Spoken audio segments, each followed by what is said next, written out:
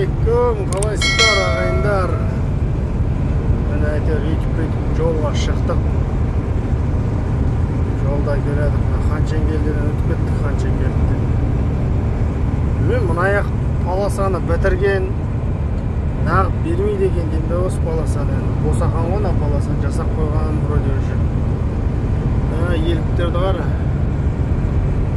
Еліктер жүрген әйелі.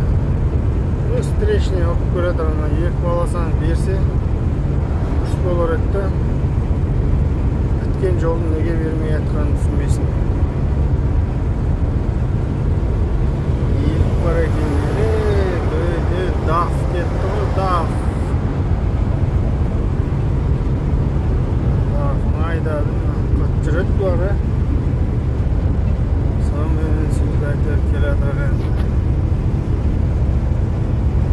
Жолға шықты, Аллаға шүкір.